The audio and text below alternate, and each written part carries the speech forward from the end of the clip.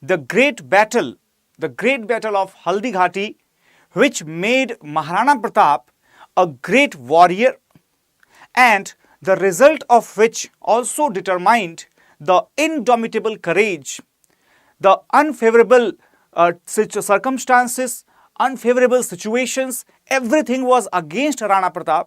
However, how did he manage to save his life, and at the same time, how did he manage to continue his struggle? So we will see all these details in today's session. So let us continue this session without any further delay in our series of the battles which reshaped the history of India. So let's start without any further delay. So first of all, if we talk about the battle of basically Haldighati, this was actually the battle of pride and battle of honor. Okay, because see, when I was trying to say Haldighati, the word pride itself, that was coming automatically off my mouth. Okay, that means you can understand the extent up to which it is associated with the pride, the honor, and the courage. Yes, a very good morning, Aisha. Good morning, Anshu. I'm absolutely good. So guys, first of all, if we talk about this battle, that why did this battle occur, and what was the identity of this battle? So let me tell you, as you can see, Rajasthan is visible in your screen, I think. And here in the region of Udaipur, if you observe, in the region of Udaipur, that used to be the capital city of the Mewar kingdom, which was ruled by the Sisodiya Rajputs. So that kingdom was actually eyed upon by the Mughals, particularly who wanted to annex that kingdom as well. Especially if you might have heard that under the Akbar's rule, the policy of the Mughals towards the Rajput, that consisted of both favor, right, and fervors. Basically, they could have been the friends or they could have been the foes. So some of the Rajputs, they chose to be the friends with the Mughals. Rather, they surrendered their authority, their autonomy to the Mughals, and accepted the Mughal suzerainty along with having the matrimonial relations with the Mughals. However, the Sisodiya Rajputs of Mewar, they were not like that. They did not accept the suzerainty of the Mughals, rather they chose the path of the struggle. So therefore, we can say that this battle was nothing sort of you can say determinant of a political hegemony, rather it was just a very significant point where the pride of the two monarchs, those prides were clashing. So if we talk about this battle took place on the 18th of June 1576, and the very famous place called as the Haldighati. In fact, this is a very narrow pass in the Aravalli region, and the color of the soil in that area is actually similar to the turmeric. So that's why it's called as the Haldighati, right? And the battle also did not take place directly between Akbar and Maharana Pratap. Akbar, he did not fight direct battles with Maharana Pratap because Akbar, he had lots of commanders who were very capable. For example, this battle also, this took place between the Rana of Mewar, Maharana Pratap, and the army of the Mughal Emperor Akbar. It was under the command of Man Singh I of the Amer, who was basically a Kachwaha Rajput, okay, Kachwaha Rajput clan. All right, everyone. So this battle, let us find out the background of this battle, that what was the reason behind this battle. Okay, everyone. So after what happened, after taking over the Mughal Empire, after spending a few initial years under the petticoat rule, as we informally call the initial years of the Akbar's rule, when Akbar became self-sufficient, he decided to proceed with a policy of the annexation as well as of the friendly relations with the Rajputs. That means he was dealing with the soft as well as the hard hands, right?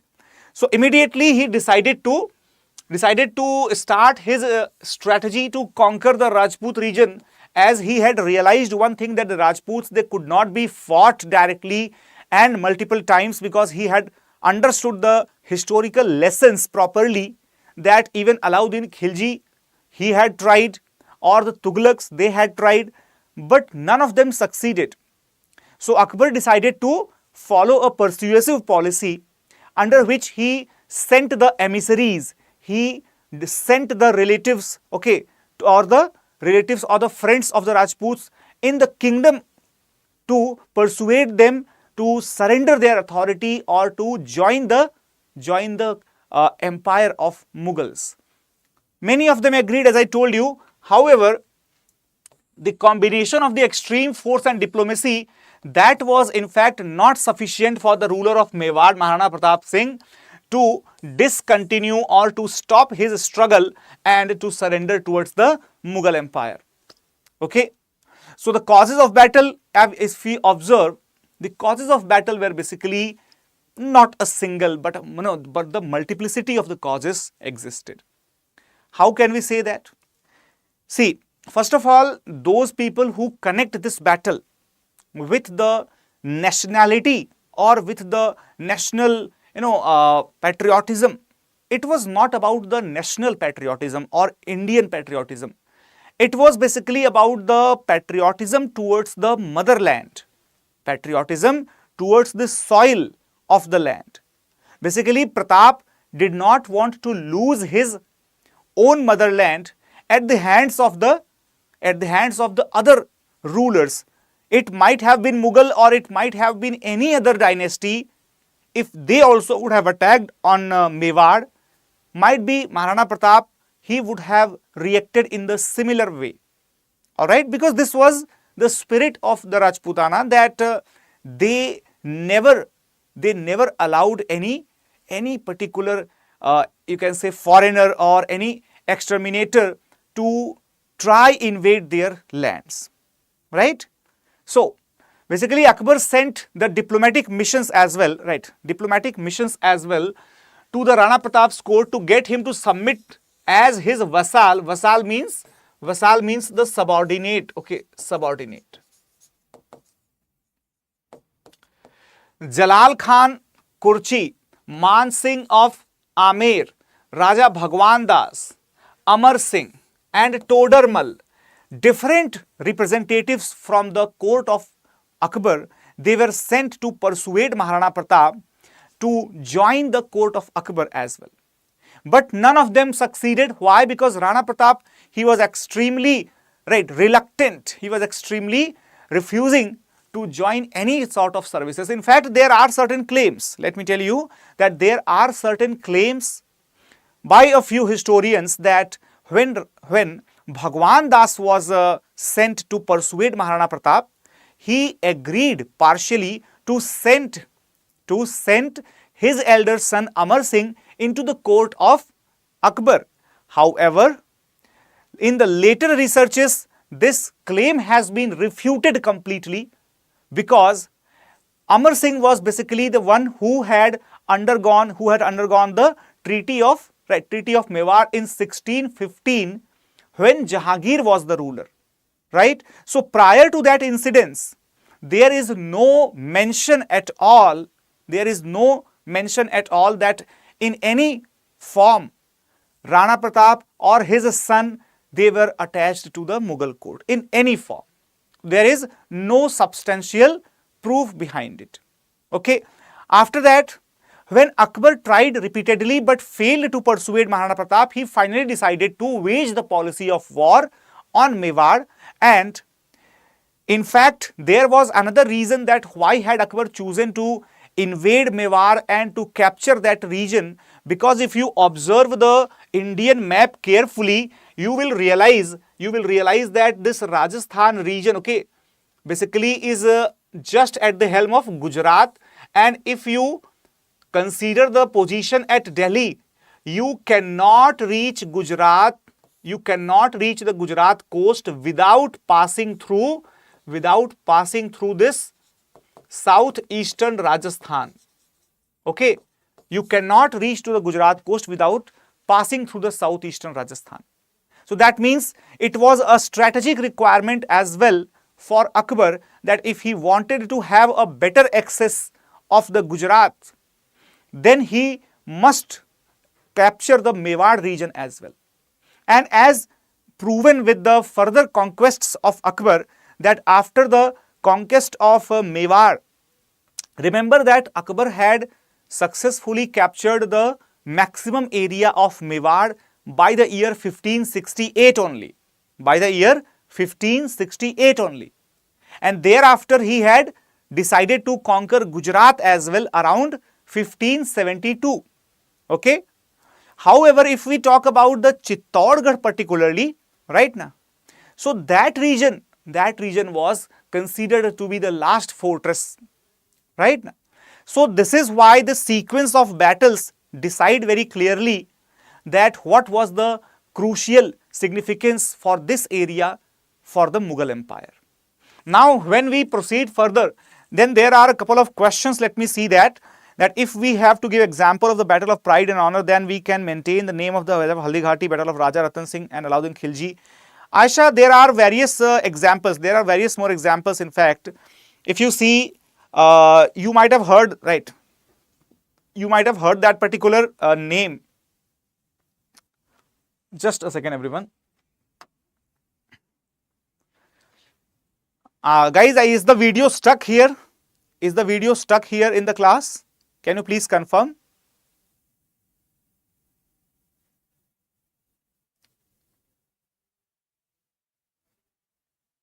Okay. So there are different examples for such type of battle. Okay, I think network is stuck.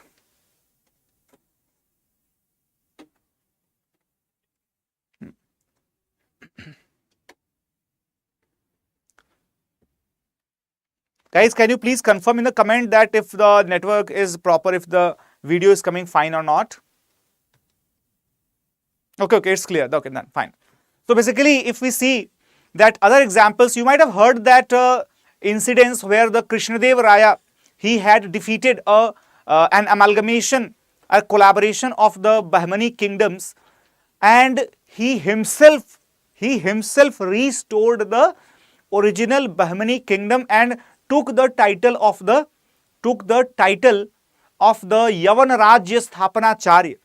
If you remember that point, Yavan Rajya Sthapanacharya, that title was taken by Krishnadev Raya, and that is an example, okay? That is an example where he simply fought for the pride that he had and restored the kingdom. Later on, the same step became the reason behind the demolition of the Vijayanagar. However, when he had done this act, it was purely because of his own honor. Okay. Anshu is having another question that it's more of the time very controversial who won this battle, because we find different kinds of the videos refuting both kings' victory. Anshu, there is no dispute about it that the armies of Raja Man Singh, they had clearly overpowered the armies of Rana Pratap. As we will see in this video as well, that there are claims. In fact, there have been the attempts to rewrite this historical part. However, all the contemporary sources as well as the cross-examining sources, they have always proven this fact that Haldighati, Maharana Pratap's armies, they fought very bravely. There are the stories of bravery, but they could not win it finally.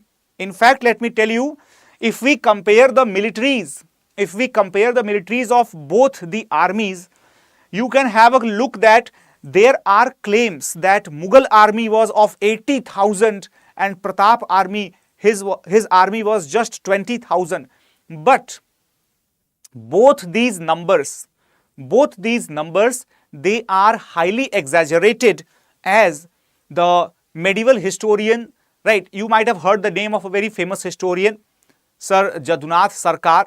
So he basically claims that these numbers are actually inflated, and the real numbers that has been established with the various cross sources, they prove that Maharana Pratap Singh reportedly had about 20,000 soldiers This was reported, okay. However, the contemporary source Al-Badayuni, he was the person who had not just written the record, but he was also present in the battlefield.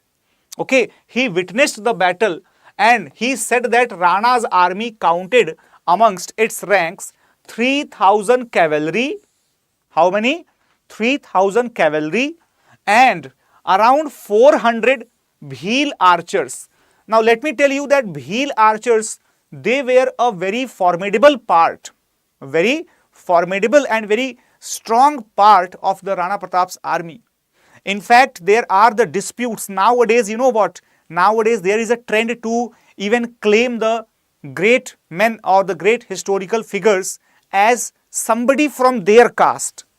Okay, so Rana Punja, he was the Rajput chieftain of the Panarva, right? There was a small principality called as Panarva. Rana Punja, he was the Rajput chief of that principality. However, nowadays you will find the claims that, sometimes you will see that the people start claiming that Prithviraj Chauhan was of this and this particular caste, this and this particular community. Sometimes they start claiming that, Bhoj Raja, right, the Raja Bhoj, he was of some under this particular caste or this particular community. So these things are very unfortunate. Okay. Similarly, the claims are being made for Rana Punja as well, right? However, he was the commander of the Bhil army and an associate of Rana Pratap in this very famous battle. Similarly, if we talk about the forces of the Raja Man Singh, so his forces numbered around 10,000 soldiers, out of which 4,000 soldiers, they were the Kachwahas of Jaipur, Amer, 1,000 were the other Hindus, and 5,000 they were of the Mughal Imperial Army. Okay, Mughal Imperial Army. If we talk about the other elements in the army, so basically both the sides they possessed the elephants. However, they did not possess, right? They did not possess the artillery. And let me tell you one more thing, that the Mughals, they did not field, they did not place any artillery against the armies of Rana Pratap. Okay, and why so? Because even Rana Pratap's army had no artillery, and that's why only the muskets were used. Muskets means the single shot guns used by the Mughal army against the armies of Rana Pratap. Okay, everyone. So that was the condition of both the armies. Now, if we talk about this particular scene, as you can see, this indicates that the Rana Pratap's horse, whose name was Chetak, right? It was having an effigy of the elephant mounted on his face. Similarly, if you can see that Rana Pratap is just throwing the spear in a very angry mood on the opponent's commander sitting on the elephant. Okay, there could be another incidents of such braveries you might have been witness of. Now, if we talk about the major events of the battle, why this battle was considered important? Because remember, this battle actually, it was in the Rajasthan's town of the Gogunda. Gogunda is very close to Udaipur, the village of Khanmor, right? Village of Khanmor. Now remember that this village of Khanmor, sometimes the battle of Haldighati is also called as the battle of Khanmor. And why so? Because this particular battle took place near the village of Khanmor only. All right, everyone. And not just that, if we see this battle, basically Aravalli Range's yellowish color that was reflected on the soil, that's why Haldighati. And this place was exactly a passage in the mountain, a very narrowed one. So there could not have been the huge armies fighting this battle, right? In fact, therefore, this place was very safe for Rana Pratap as well. When he was on the back foot in the war, he decided to he decided to leave the battlefield upon the insistence of his commanders, because Rana Pratap was, he was not ready to leave the battlefield. However, his commanders suggested him that if you will not leave this time, maybe that you do not get the opportunity to, to free all other parts of your motherland. So he was persuaded to leave this field. Now, so what happened on 18th of June, the battle started and it just lasted for 3 to 4 hours, not more than that. Okay, everyone. So Battle of Haldighati, it was not fought more than 4 hours in the best scenario, not more than 4 hours. Within that 4 hours, everything was decided. Everything was decided. In fact, if you might have heard this story, right? Remember, there was an Afghan commander. Okay, there was an Afghan commander in the Mughal army whose name was Bahlol Khan. So basically, Bahlol Khan, there is a very famous story goes that Rana Pratap, through a single shot of his sword, he simply slit apart the body of Bahlol Lodhi, right? Bahlol Khan Lodhi. Basically, if you remember that, right? If you remember this story, so there are such stories which are prevalent in the folklores, Now, after that, if we talk about that, what was the aftermath of this battle? That means why this battle is considered significant, because after this battle, what happened? There was an incident, let me tell you, that Man Singh, the commander of the Mughal army, he did not allow the Mughal army to chase Maharana Pratap and his army when they were leaving the battlefield, right? And not just that, due to this behavior, Akbar had temporarily suspended Raja Man Singh from his court. And why did Raja Man Singh do that? It is said that Raja Man Singh, he respected Maharana Pratap for his valor and courage, and therefore he decided to not to chase his retreating army. Okay. In fact, Mughals also, the Mughal armies as well, they decided not to concentrate upon the Chittorgarh particularly, on the Udaipur particularly, but to allow the other areas to be conquered by the Mughal army, right? So, on the one side, at least for 10 years, the Mughals, they did not disturb Maharana Pratap particularly, and on the other side, Maharana Pratap, he slowly but steadily started recapturing his lost areas, and eventually he was successful in grabbing the maximum area of his motherland, which was conquered by the Mughals earlier. Okay, so overall we can say that by the year 1585, Maharana Pratap, right, he was able, sorry, not 1585, I'm sorry, by the year 1580, he was able to capture the other lost parts of his empire, his kingdom, except the fort of Chittorgarh. Okay, so that was not recaptured. All right, everyone. Now, when we talk about the another important aspect, let me just tell you one incident from this battle. There was a question asked by Badayuni to one of the commanders of the Akbar's army, whose name was Asaf Khan. Badayuni asked that it is very difficult to find out that who is exactly in our own camp and who is in the camp of the enemies, because both are the Rajputs, both look similar to each other, and both are wearing the similar type of dresses. So, remember that Asaf Khan, what did he say? He said that you don't need to distinguish between the two. Whosoever you will kill, ultimately you will be serving the Islam. So that was the mindset. In fact, let me tell you that there are the independent researches in this field that how many native princes and their armies actually died for the Mughals but did not benefit from that cause. Okay, did not benefit from that cause. So that is actually the indication that basically both the rulers, including Akbar and Maharana Pratap, both of them, they actually did their best to protect their dignity, to protect their honor. And at the same time, if we talk about the battle at the political war field, that was won by Akbar and his army. However, if we talk about the battle of dignity and honor, it was won by both the armies of Man Singh as well as the armies of Maharana Pratap.